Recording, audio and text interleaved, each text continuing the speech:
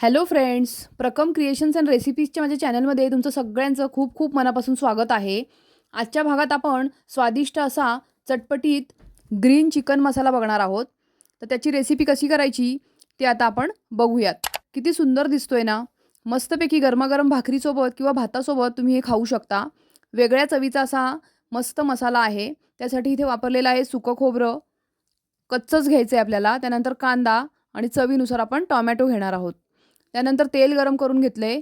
त्यामध्ये घालायचे चक्री फूल, लवंग, मिरे, कढीपत्त्याची 4 ते 5 पानं, तेजपत्ता हे सगळं व्यवस्थित छान आपल्याला तेलामध्ये फ्राय करून घ्यायचं आहे.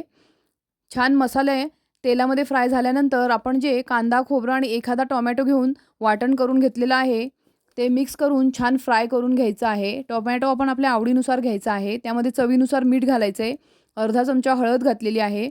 व्यवस्थित मिक्स करायचं आहे. मसाला छान फ्राय करून घ्यायचा आहे.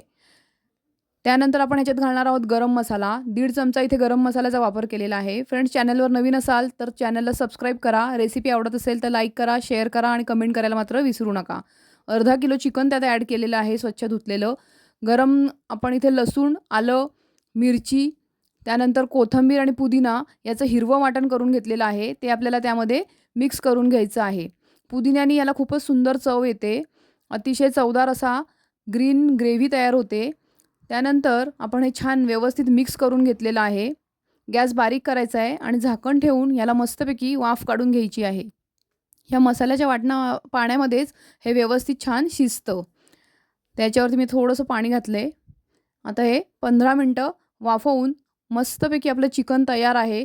बघू शकता. अशा छान छान रेसिपी मी चॅनलवरती अपलोड केलेल्या आहेत फ्रेंड्स. तर वेगवेगळ्या रेसिपी तुम्ही नक्कीच बघा. चॅनलवरती नवीन असाल तर सबस्क्राईब करा. रेसिपी आवडली असेल तर लाईक करा, शेअर करा, कमेंट करा.